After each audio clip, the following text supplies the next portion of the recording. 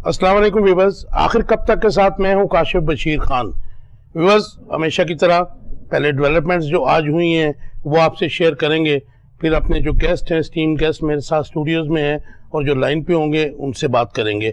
Practice and procedure bill की जो review petition दायर हुई है गवर्नमेंट ऑफ पाकिस्तान की तरफ से, आज उस पर फुल कोर्ट जो बैठा और ये 2019 के बाद फर्स्ट टाइम ऐसा दोबारा हुआ है कि फुल कोर्ट बैठा है, जिसमें 15 जजेस जो थे वो सब मौजूद थे और तकरीबन तमाम ही दिन जो है फुल कोर्ट जो है हियरिंग करता रहा।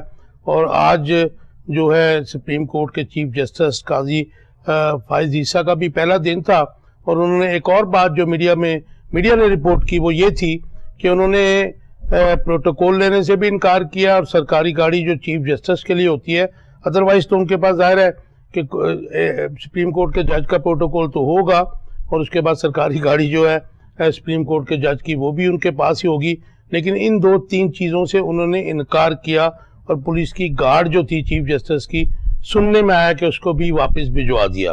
और तमाम दिन जो है ये हियरिंग्स चलती रही, इसके ऊपर भी बात करेंगे।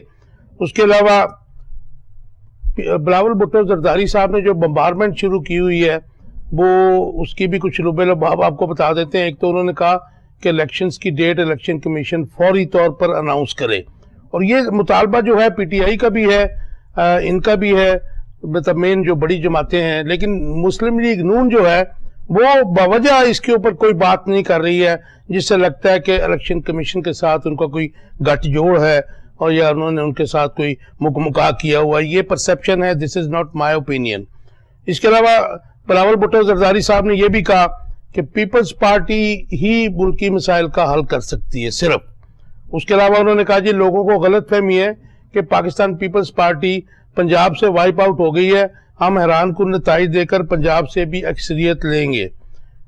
इसके अलावा आज जो एक और खबर है कि साबक वजीर आजम 16 माह के जो वजीर आजम थे रजीम चेंज के बाद जो आए थे मियाँ शहबाज शरीफ, वो लंदन से रवाना हो चुके हैं वाया दुबई, वो पाकिस्तान पहुंच रहे हैं।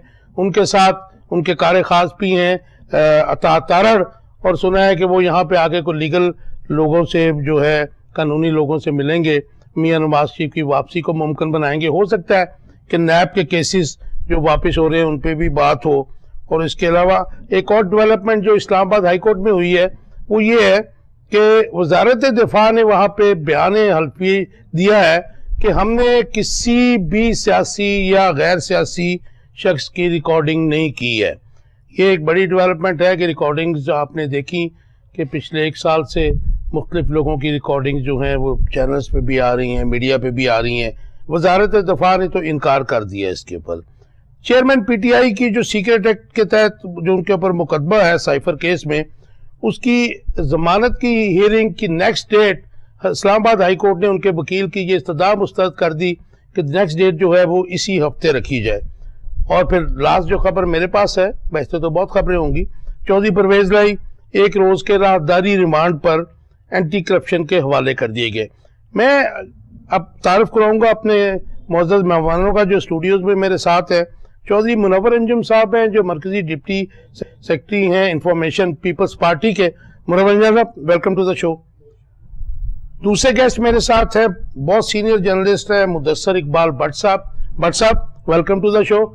भट्ट साहब के बारे में ये बता दूं कि बहुत सीनियर जर्नलिस्ट हैं, लेकिन आजकल पंजाबी को प्रमोट करते हैं, पंजाबी के अलावा ये कम जुबान बोलते हैं। ही इज काइंड इनफ कि मैंने इन्हें कहा जी मेरा उर्दू का प्रोग्राम है और बड़े शॉर्ट टाइम में ये स्टूडियो तशरीफ लाए। भट्ट साहब, आपका बहुत शुक्रिया। बहुत मेहरबानी। मुनव्वर अंजुम साहब, आपसे शुरू करेंगे। प्रैक्टिस एंड प्रोसीजर जो बिल है उसके ऊपर जो रिव्यू पिटीशन डाली गई है गवर्नमेंट ऑफ पाकिस्तान की तरफ से जाहिर डाली गई है, तो इसमें जाहिर है कि एक चीज तो बड़ी क्लियर है कि इसमें चीफ जस्टिस ऑफ पाकिस्तान के इख्तियारात को सरफ करने की कोशिश की गई है। और उसके बाद ये भी कहा जाता है कि मियाँ मोहम्मद नवाज शरीफ की वापसी के लिए इसकी जो अहमियत है वो बड़ी ज्यादा है नून लीग के लिए। आपका टेक? बहुत शुक्रिया काशिफ साहब, आप बड़े सीनियर साथी हैं हमारे जी मेरे, और मुदस्सर भट्ट साहब भी हमारे बड़े पुराने दोस्तों में से हैं। मैं कोहे नूर का भी शुक्रिया अदा करता हूँ जिन्होंने यहाँ पे मदद किया। बात यह है कि पाकिस्तान की सियासत में मुझे तकरीबन 50 साल हो गए हैं, पीपल्स पार्टी के साथ वाबस्तगी मेरी हो गई है। मैंने बड़े अप्स एंड डाउन देखे हैं और हर तरह के चीज़ों को मैंने नोट भी किया है। मैंने कोर्ट की प्रोसीडिंग्स भी देखी हैं। मैंने कोर्ट की प्रोसीडिंग जो है वो मैंने ज़िया-उल हक के दौर में भी देखी और फिर बाद में मुशर्रफ के दौर में भी देखी। वो तो बड़ी और जालमाना प्रोसीडिंग होती रही है। अब काजी फैज ईसा जो है ना, उन्होंने कल एक बड़ा वाज़ेह मैसेज दिया है, जो उन्होंने अपनी बेगम को साथ खड़ा करके एक ऐसा मैसेज दिया है कौम को कि हम दो मिल के, जो हमारे मुश्किल हालात में मेरे साथ थी, आज मैं चीफ जस्टिस बना हूँ तो ये मेरे साथ खड़ी हैं और आइंदा भी मैं खड़ी रहूँगी। तो ये दो तरह के मैसेज किए हैं। एक तो उन्होंने मैसेज ये दिया है कि घर के दो सरबराह होते हैं, जो एक बाहर से कमा के लाता है और एक जो घर को कंट्रोल करता है। दूसरा मैसेज उन्होंने ये दिया है कि हम अगर ज्वाइंट चल रहे हैं तो मैं सबको साथ लेके चलूंगा। और आज की प्रोसीडिंग्स में उन्हें बहुत सारे लोगों को शटअप कॉल भी दी हैं, ये भी सब लोगों ने देखा। और उसमें जो सबसे ज्यादा शटअप कॉल्स उनको मिली है जो मार्शल को जब भी मार्शल आया उसको जिन्होंने सपोर्ट किया। आज उन लोगों को उन्होंने शटअप कॉल दी और उन्होंने कहा कि मैं तमाम जितने भी इस बेंच में बैठे हुए 15 जजेस हैं, मोअज़्ज़ज़ जजेस, उनको सबको साथ लेके चलूंगा। और जो चीफ जस्टिस साहब ने कहा, और जो जजेस जो है पहले कहते जी वन साइडेड कभी कुछ नहीं होता, और हकीकत भी बात है कि अगर पूरी काबीना है, अगर अपना प्राइम मिनिस्टर ऑफ पाकिस्तान सबके साथ मिलकर डिसीजन ले तो ये मुल्क के लिए बड़ी मुफाद है, मुल्क के मुफाद में है।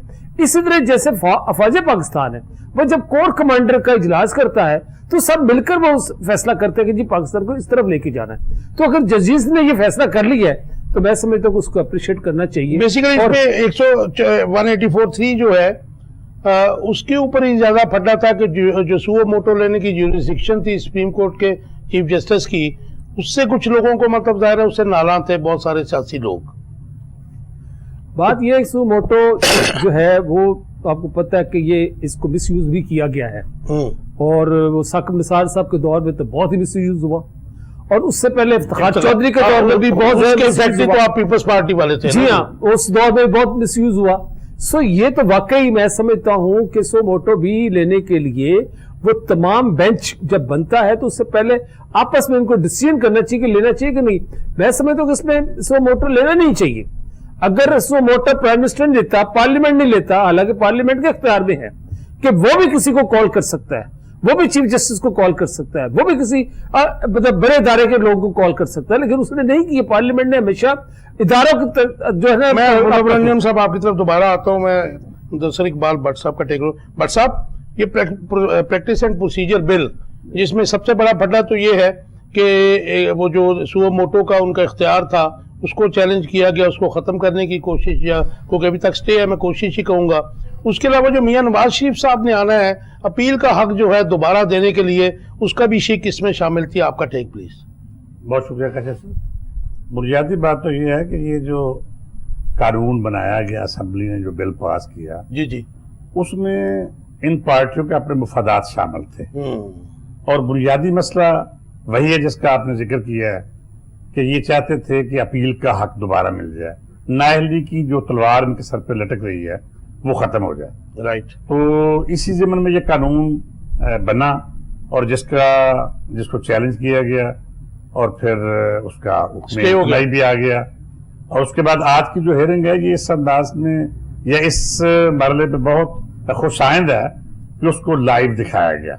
मैं समझता हूँ ये एक पहली मिसाल है, अच्छी रवायत हमारे मुल्क में, और एक अच्छी रवायत है, और इससे आम आदमी पे एक अच्छा तासर डेवलप हुआ है। इसके नतीजे खा कुछ भी हूँ, लेकिन आम आदमी इससे बहुत मुतमिन हुआ। साहब, जो लोग क्रिटिसाइज करते थे, अब तो बहुत ज्यादा क्रिटिसिज्म जजेस में शुरू हो गया था, वो भी उसका भी खात्मा। और उससे एक और बड़ी बात जो सामने आई है कि लोगों को तमाम जज के बारे में ये इंफॉर्मेशन हो गई है कि कौन किसकी जुबान बोलता है, कौन किसकी जुबान। आपने यकीनन महसूस किया होगा कि तमाम जज ने अपने अंदाज में गुफ्तगू की और सवालात किए, जिससे आम आदमी को ये तासर मिला है कि ये लोग किस हल्के से या किस तबके से ताल्लुक है। मैं समझता हूँ कि ये एक अच्छी बात है, और इस सिमन में हमें इस रवायत को कंटिन्यू करना होगा। मुझे मतलब मेरे माइंड में तो एक बात है कि एक चैनल ही ऐसा होना चाहिए जिस पे इस किस्म की प्रोसीडिंग्स जो है ना दिखाई जाए, ताकि ये बाकी एंटरटेनमेंट के और न्यूज़ के चैनल जो है ना उसमें वो इन्वॉल्व ना हो, उस पर आपकी चल रही हो प्रोसीडिंग्स, और एक तो ट्रांसपेरेंट होंगी और क्रिटिसिज्म जो है जुडिशरी पे वो कम हो जाएगा। आपका क्या ख्याल है? मैं देखना तो यही है ना कि अब अगर इस अमल को बिला तखसीस जारी रखा जाता है, जी, जैसा कि दीगर लोगों के मुतालबात भी हैं, चेयरमैन जो है पीपल्स पार्टी जिनका नाम लेना जुर्म है, उनका मौकफ है कि मेरी हियरिंग जो है वो ओपन की जाए। तो अगर इस अमल को जारी सारी रखा जाता है तो मैं समझता हूँ ये बहुत खुशायद बात होगी और तमाम फरीक़ैन इस पे राजी होंगे। तो ये गुड साइन है। काशिफ साहब बात ये, सॉरी मैं आपको बात काट रहा हूँ, आपका सवाल पहले आप सवाल जी आप करें। बात सिंपल ये है कि क्रिस्टल क्लियर चीजें जब होंगी ना, जब आइन और कानून के मुताबिक चीजें अमल किया जाएगा ना, तो फिर हर बंदे को उस पर अमल करना होगा। वो वाजिब पाकिस्तान हो, चाहे वो अपना पार्लियामेंट हो, चाहे वो जुडिशरी हो, चाहे वो इंतजामिया हो। सो इन सब जो हमारी जो चीजें हैं, इनको सबको अपने आप को अवाम के पास लेके जाना चाहिए। क्योंकि साहब पिछले 1-1.5 साल से स्पेशली हम देख रहे हैं, बल्कि 2 साल से, कि फैसला होके महफूज हो जाता है। ये पहले जो है जुडिशरी में ये नहीं हुआ करता था कि फैसला आता था, आप मेरी तायद करेंगे, भट्ट साहब भी तायद करेंगे। ये जो फैसला महफूज करके या कुछ दिनों के लिए या फिर कई दफा महीनों के लिए उसको रख दिया जाता है, भी तो उसमें भी खराबी पैदा होती है। जी बिल्कुल, मैं समझता हूँ कि फैसला, देखो जजिस के बारे में कहा जाता है कि जजिस जहां भी है, जज जहां भी है वो जज है, ठीक है ना। तो मैं समझता हूँ कि फैसला महफूज होना नहीं चाहिए। तो क्यों महफूज है? अगर फैसला अगर कर लिया गया है तो उसको सुना देना चाहिए ताकि आवाम क्लियर हो जाए।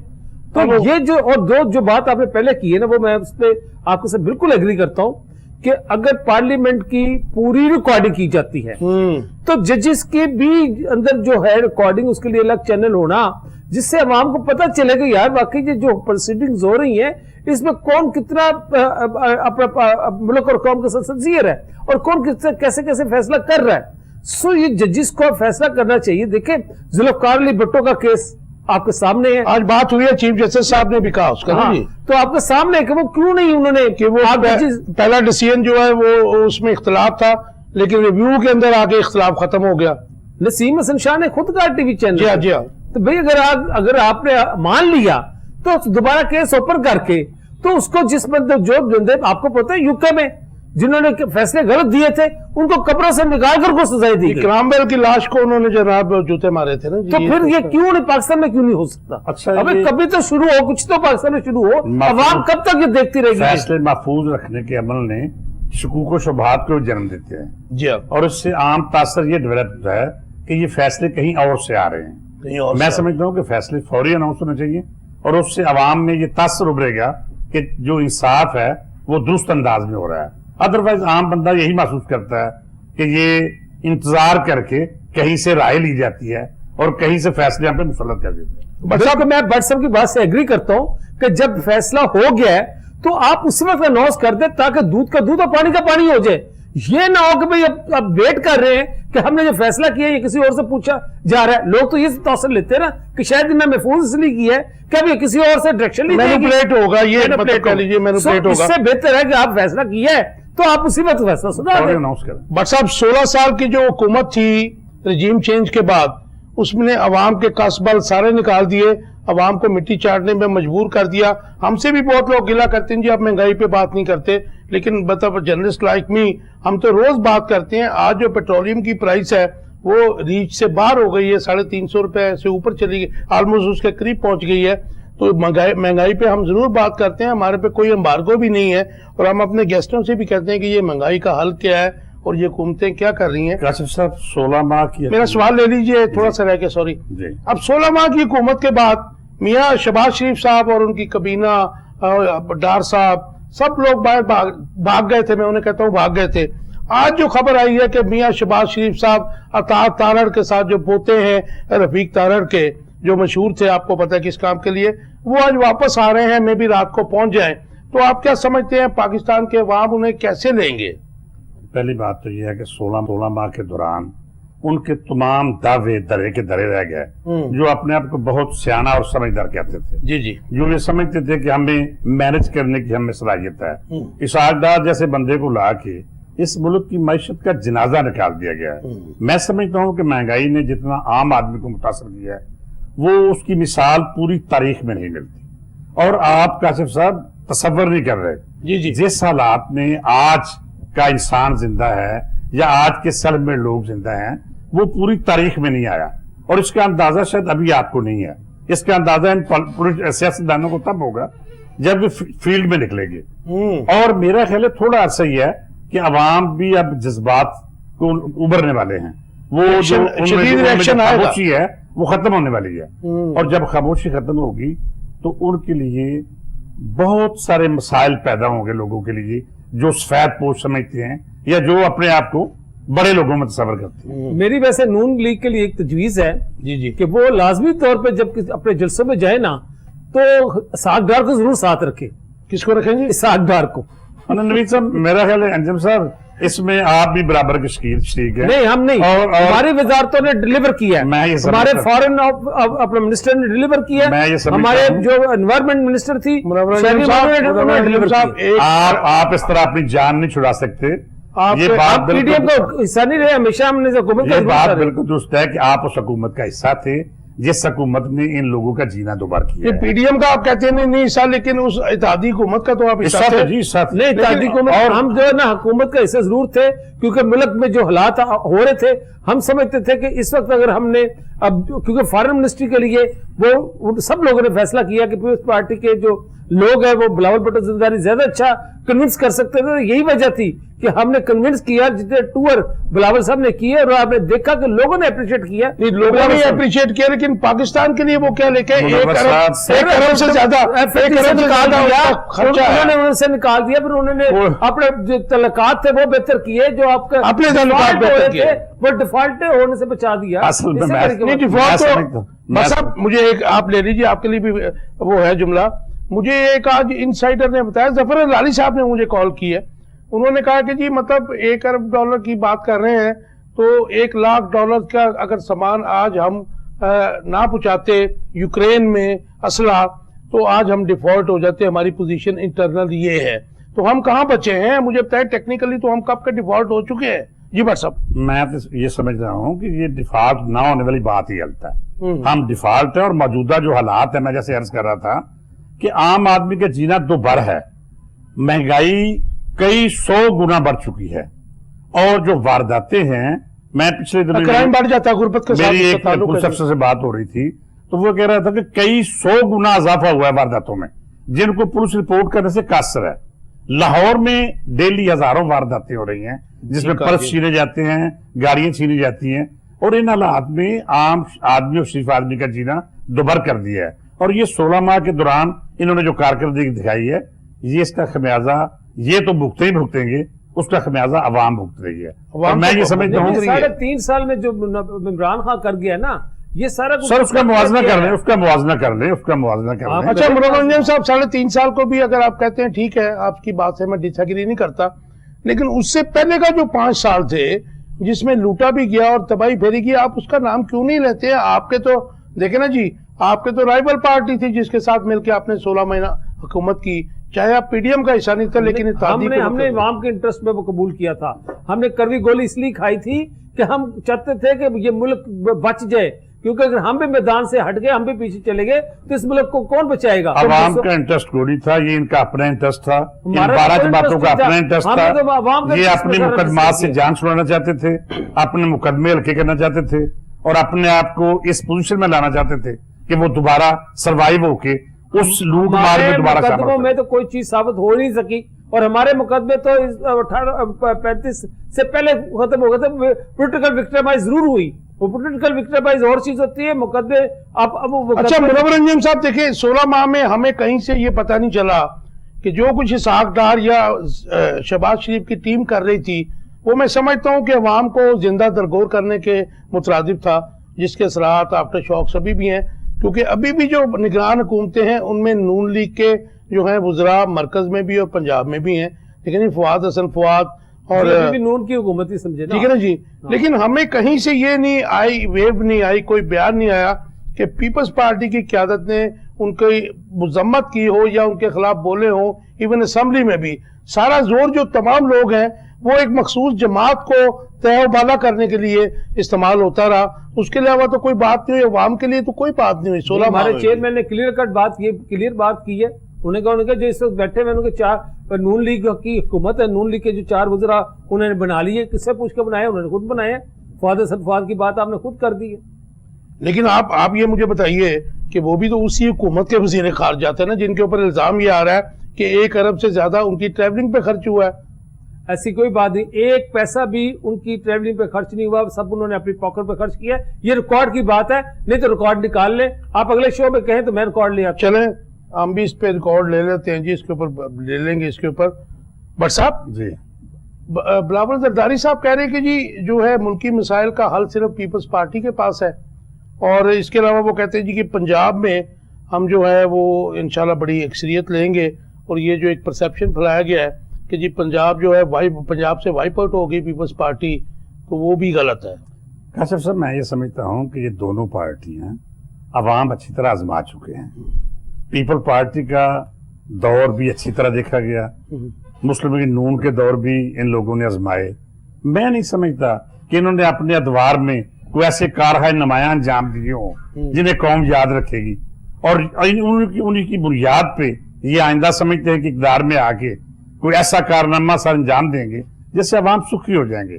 मेरा तो कोई ऐसा ख्याल नहीं है, और मुझे इस बात पे कभी यकीन है कि ये दोनों पार्टियां इक़्तिदार की जंग के लिए आपस में दस्तों गिरेबा हैं। इनकी आपस में कोई इख्तलाफ नहीं है।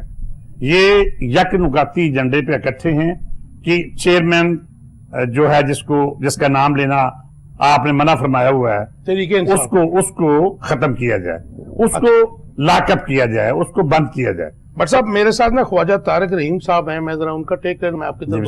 Khwaja Sahab welcome to the show. अस्सलाम वालेकुम, कैसे हो? जी अल्लाह का शुक्र। ख्वाजा साहब आज आपको सारा पाकिस्तान देखता रहा, ये मैं चाहता हूँ कि हमारे जरा व्यूअर्स को बता दीजिए ये प्रैक्टिस एंड प्रोसीजर जो बिल बनाया था ये दरअसल है क्या?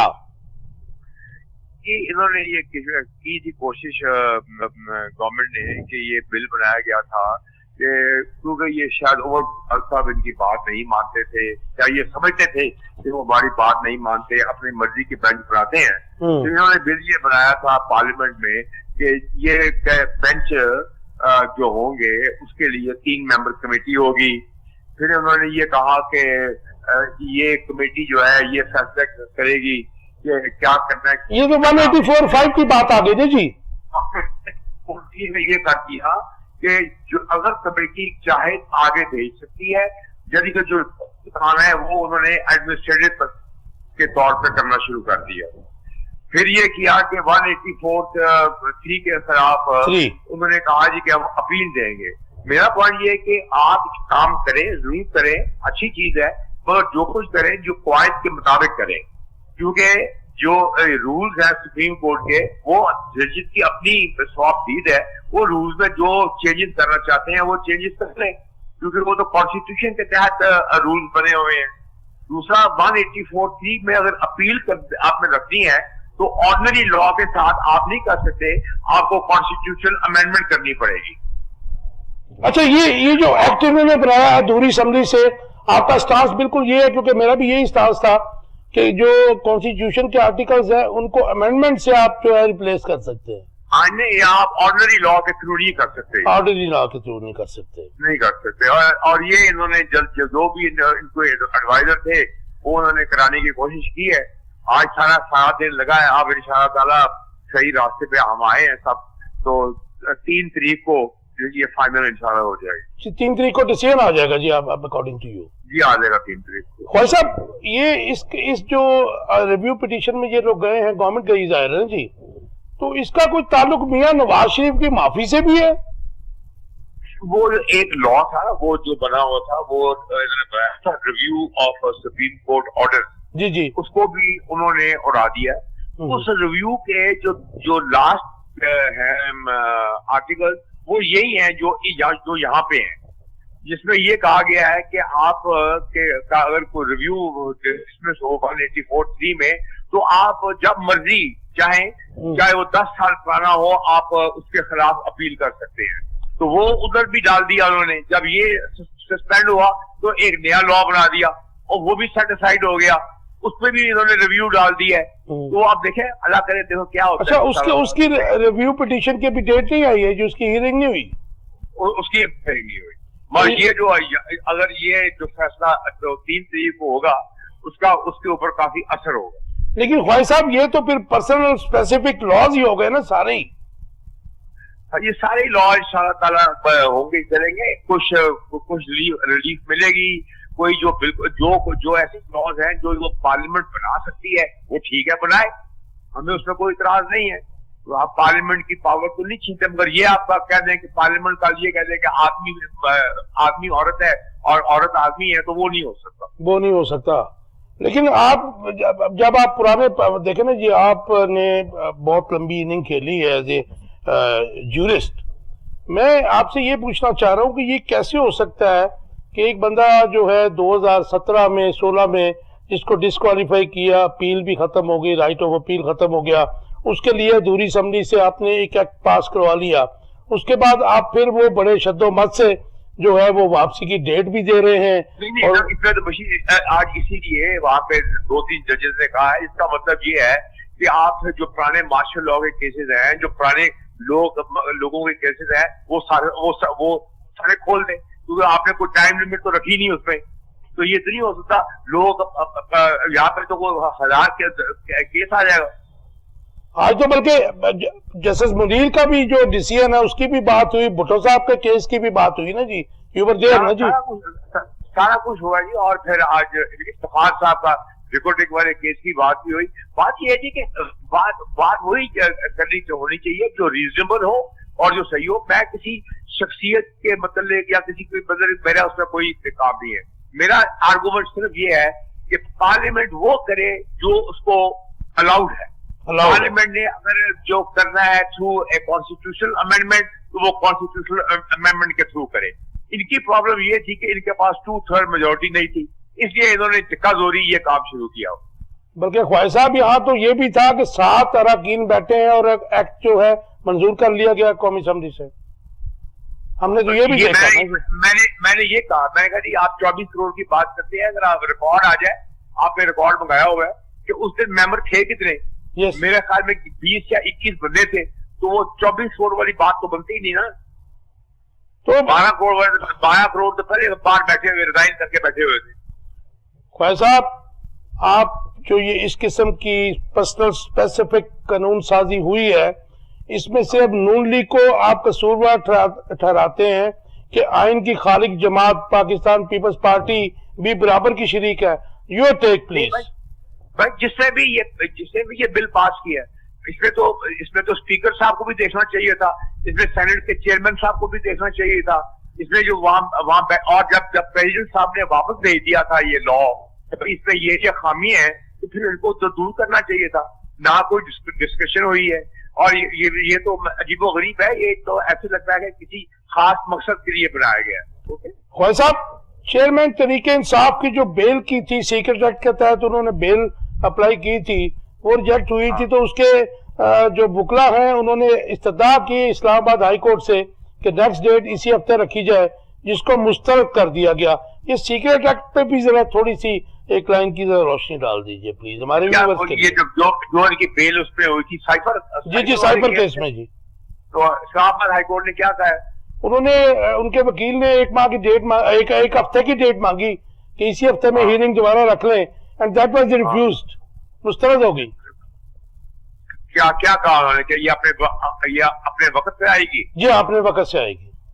तो नोटिस इशू किया?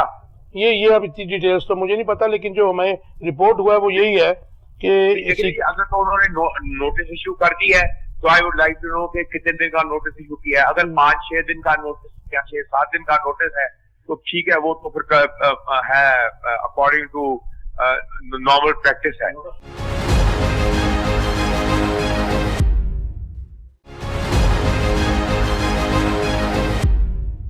तो ये मामला किधर को जा रहा है, फिर कौन कर रहा है ये? यहाँ किस बंदे को नहीं पता कि ये रिकॉर्डिंग के इंस्ट्रूमेंट, रिकॉर्डिंग का इख्तियार और रिकॉर्डिंग करने के इख्तियार किसके पास है। ये तो बच्चे को पता है। इसमें डिनाई करने से, इनकार करने से तो अगले को धोखा देने वाली बात है। कौन रिकॉर्ड कर सकता है? क्या मेरे पास और आपके पास या मुनव्वर अंजुम साहब के पास ये इख्तियार है कि हम किसी को रिकॉर्ड कर सके? तो फिर ये तो धोखा देने वाली बात। मनोरंजन साहब, आप उस जमात से आपका ताल्लुक है क्योंकि आप बेनजीर भुट्टो के साथ रहे हैं, जिनकी बहुत कैरेक्टर असैसिनेशन की गई और जिन्होंने की वो आज आपके जाहिर है कि वो गवर्नमेंट में तादी भी थे। तो ये जो रिकॉर्डिंग का आया है और इसको मैनिपुलेट भी किया जाता है, जोड़े भी जाते हैं सब कुछ, और ये इसमें माजरत के साथ कहना पड़ेगा कि आज भी इस काम की जो माहिर है वो PMLN ही है।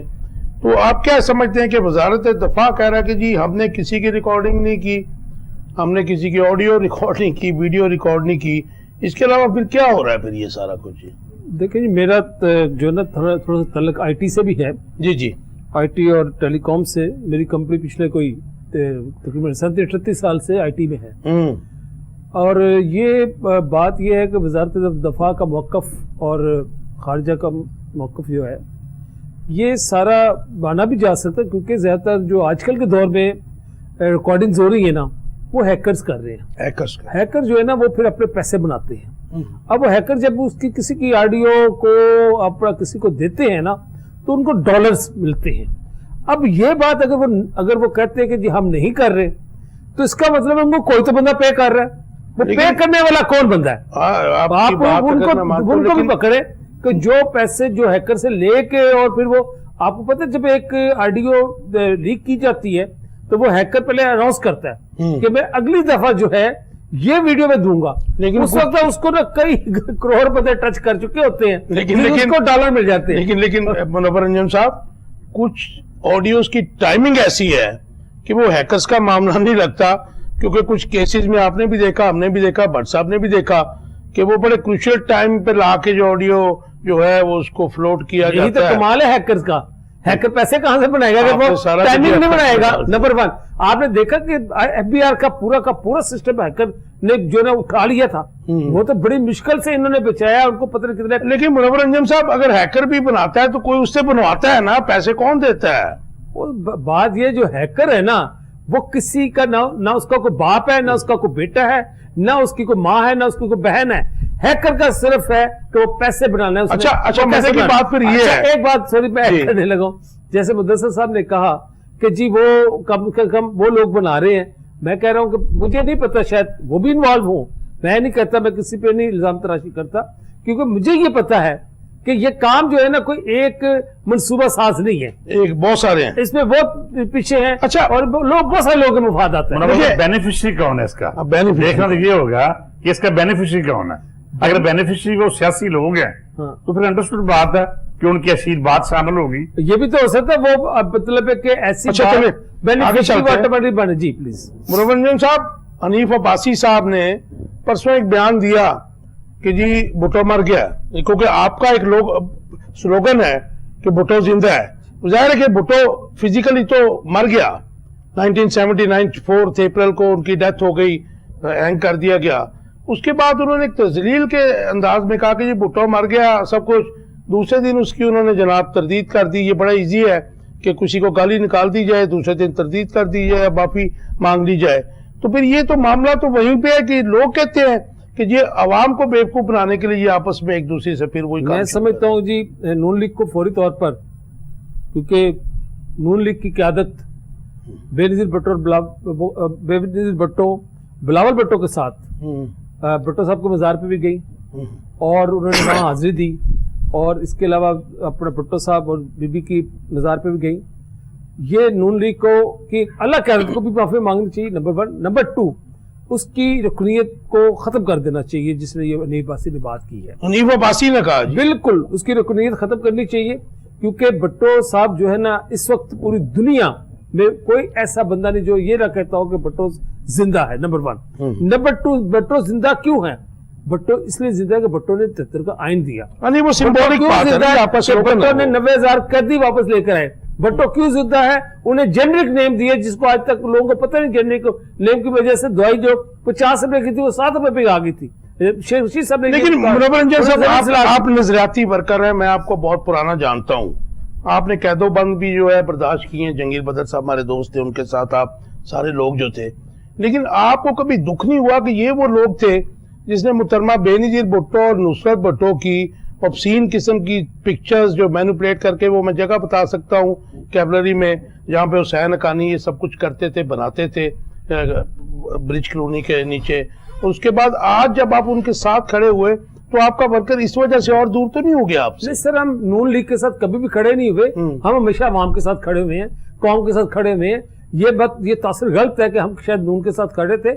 नून का हमारे साथ बिल्कुल वाज़ेह इख्तिलाफ है। उनकी सोच अलग है, हमारी सोच अलग है। हमारी जमहूरी सोच है, आपका टेक, उनकी जो है सोच जो है वो अमृत की पैदावार है। मुनव्वर साहब कुछ भी कहें, मैं ये समझता हूं कि ये एक नुक्ते पे सब लोग इकट्ठे हैं और उस वक्त तक इकट्ठे रहेंगे जब तक उस शख्सियत का खौफ इनके सरों पे या इनके हिसाब पे सवार रहेगा। और ये नूरा कुश्ती है, ये आपस में गाली गलोच, इल्जाम तराशी, ये इसकी कोई अमली हैसियत नहीं है। अच्छा बट साहब, मैं आपसे टेक पहले ले लूं, क्योंकि बिलावल जरदारी साहब ने आज कहा कि जी लोगों को गलत फहमी है कि पीपल्स पार्टी पंजाब से वाइप आउट हो गई है। वेराज मैं जब देखता हूं तो बड़ा गमसान का रन था अलीम खान और उसके दरमियान में जो हमारे स्पीकर थे याद सादिक, तो उस इलेक्शन में भी वोट ऐसे लाखों हजारों लाखों के लाख वोट कास्ट हो गया। तो उसमें लाहौर से जो इनका कैंडिडेट था एक, उसको चंद 100 वोट पड़े थे। तो मैं समझता हूं कि पंजाब में अगर जो कमरुज़्ज़मान कायरा ने जिस तरीके से 16 महीने में जो कुछ किया और जिस किस्म का स्टांस लिया है, वो पीपल्स पार्टी का जो है कभी वतीरा नहीं था। तो आप क्या समझते हैं कि पंजाब में कम बैक हो जाएगा पीपल्स पार्टी का जी आने वाले इलेक्शन? मैं समझता हूं कि हर पार्टी को ये तासर देने का हक हासिल है कि वो आवाम के दिलों में जिंदा है, राइट। लेकिन हकीकत ये है कि पीपल पार्टी का वोट बैंक इस वक्त पंजाब में मौजूद नहीं है। और अब तो सबसे बड़ी जमात होने की दावेदार मुस्लिम लीग नून का वोट बैंक भी बहुत हद तक कम हो चुका है। और ये इसका अंदाजा इनको तब भी होगा जब अगर कोई दंगल लगेगा तो इंतखाबात सामने आएंगे तो। अदरवाइज तमाम तजिए, तमाम तखमीने इस बात की अक्कासी कर रहे हैं कि इस वक्त वोट एक ही पार्टी का है जिसको किनारे से लगाने की कोशिश की जा रही है। अच्छा, मैं आपसे ये एक और सवाल है जी, क्योंकि इस वक्त जो खामोशी है और इत्मीनान है PMLN का, क्योंकि बिलावल जरदारी की जो बेचैनी है और जो तशवीश है वो तो नजर आ रही है कि इलेक्शन की डेट अनाउंस करें, ठीक है जी, हमें बताया जाए कि कब इलेक्शन होंगे। और ये जो लेवल प्लेइंग फील्ड की अब वो भी बात कर रहे हैं, जो नवाज शरीफ साहब उधर बैठे करते थे। अब वो लेवल प्लेइंग फील्ड तो है, एक पार्टी को तो मतलब आप नजर आ रहा है ना कि जी उसके ऊपर तो जबर हो रहा है, लेकिन पीपल्स पार्टी को क्यों जरूरत पेश आ गई ये बात करने की? बिलावल जरदारी को पार्टी को जो तवक्कुआत थी वो पूरी नहीं हो रही। पीपल पार्टी को कुछ इशारे मिले थे कि पंजाब में भी उनको एक बड़ी खेप फ्राहम कर दी जाएगी, और हुआ ये कि वो खेप को इंडिपेंडेंट खड़ा कर दिया गया। उसके बाद उनको ये चकमा दिया गया कि शायद पख्तूनख्वा में भी उनको एक सतून मिल जाए, लेकिन हुआ वो कि वहां भी एक नई जमात के रूप में उन लोगों को इकट्ठा कर दिया गया। तो ये दोनों चीजें पीपल पार्टी के लिए शाक है, और उनकी जो तवक्कुआत थी वो उसके बरक्स थी, इसलिए वो सीख पा हैं और परेशान हैं, और आपस में न सिर्फ इल्जाम तराशी कर रहे हैं बल्कि इंतखाबात का ढिंढोरा पीटते हुए वो सामने नजर आ रहे हैं। अच्छा भट्ट साहब, मुझे वन लाइन का आंसर दे दीजिए कि मियां शहबाज शरीफ और उनकी बाकी क़यादत जो हर मिनट के बाद चैनल्स पे आ जाती थी, वो उसकी खामोशी बड़ी जो खौफनाक है, जो मैं समझता हूँ कि इलेक्शंस के तनाजर में उनका खामोशी और इत्मीनान। नहीं, मेरा ख्याल इत्मीनान तो नहीं है उनको, खामोशी जरूर है। आपकी इस बात से मैं एग्री करूंगा, खामोशी है, इत्मीनान हरगिज नहीं है। मनोरंजन साहब आपका टेक प्लीज। जी, क्योंकि आपकी बिलावल जरदारी साहब इस वक्त बहुत मतलब जो है सीख पा हुए हैं, और उनका हर बयान यही है कि हमें डेट दी जाए, विच इज करेक्ट। कि आपको जाहिर है कि पोलिटिकल पार्टीज को हक है कि वो मतलब कहें कि जी तहरीक इंसाफ को भी है, नून लीग को भी है, जमीयत उलमा इस्लाम को भी, सब पॉलिटिकल पार्टीज जो हैं उनको हक है कि डेट मांगे। लेकिन आपका जो इत्तेहादी थे गवर्नमेंट में, उनका इत्मीनान है और आप इस वक्त आपकी पार्टी की लीडरशिप परेशान है। पहली बात यह है कि हम इशारों किनारों पे यकीन नहीं रखते। ठीक हो गया। ना हमें किसी इशारे की पहले जरूरत थी, ना अब है, ना आइंदा होगी। हम जमहूरी लोग हैं, हम जमहूरियत पे यकीन रखते हैं। मेरी खुशकिस्मती है कि मोहतरमा बेनज़ीर भुट्टो ने मुझ पर बहुत इत्मीनान किया और मैंने डायलॉग प्रोसेस का हिस्सा रहा, चाहे वो डायलॉग प्रोसेस मियां नवाज शरीफ के साथ का हो और उनके साथ सुलह का हो। मैं 2004 जद्दा में गया मार्च में और मियां साहब की सुलह कराई बीबी के साथ। उसके बाद मिसाक जमहूरियत जो मैंने 10 पॉइंट एजेंडा बनाया था वो मिसाक जमहूरियत बना। फिर इंटरनेशनल कम्युनिटी के साथ मैंने डायलॉग किया बीबी के कहने पे, और उस डायलॉग का हिस्सा रहने की वजह से मुझे ये पता है कि जो जमहूरी सेटअप था वो बीबी की ख्वाहिश थी कि देखें आप जर्नलिस्ट को सपोर्ट करते हैं, उनको पैसा भी देते हैं और आप जब वो इक़्तिदार में आते हैं 15-15 10 साल उनको टाइम देते हैं। जमहूरी हुकूमत को डीरेल कर दिया जाता है हर 2 साल बाद 3 साल के बाद। तो उन्होंने 15 साल का एक ऐसा सेटअप मांगा था जो कि इंटरनेशनल कम्युनिटी, लोकल कम्युनिटी सबको कन्विंस किया और 15 साल का सेटअप चलता रहा। ये भी कहा गया कि 15 साल के बाद अगर आप समझे कि जमहूरियत काम हो गई है तो फिर देखी जाएगी, उसके बाद अगर अवाम अब मुस्तरद करती है जमहूरियत को तो फिर नया सेटअप देख लिया जाएगा। अच्छा, उसके बाद आर्मी के साथ मैंने डायलॉग प्रोसेस किया और यही वजह था कि वो मुशर्रफ को हमने सेफ एग्जिट दिया और इसमें कोई शक नहीं है कि हमने वो उसमें जो है ना, अब मियां नवाज शरीफ जो पाकिस्तान में आए और ये भी शर्त रख दी गई कि मियां साहब नहीं आएंगे तो इलेक्शन को मानेगा नहीं। जी मुझे पता है, ये तो मुझे खुद बताया। अच्छा, मैं समझता हूँ कि अगर ये चौथा खोसा साहब जो है मुज़ाकरात करते रहे, उन्होंने मुज़ाकरात नहीं, खोसा कभी मुज़ाकरात भी नहीं रहेगी। चौथा 5वां साल में अगर जमहूरियत एंटर नहीं होती तो इस मुल्क में मुझे बहुत ज्यादा आतिशबाजी नजर मैं तो मुख्तसर जवाब दे दीजिए।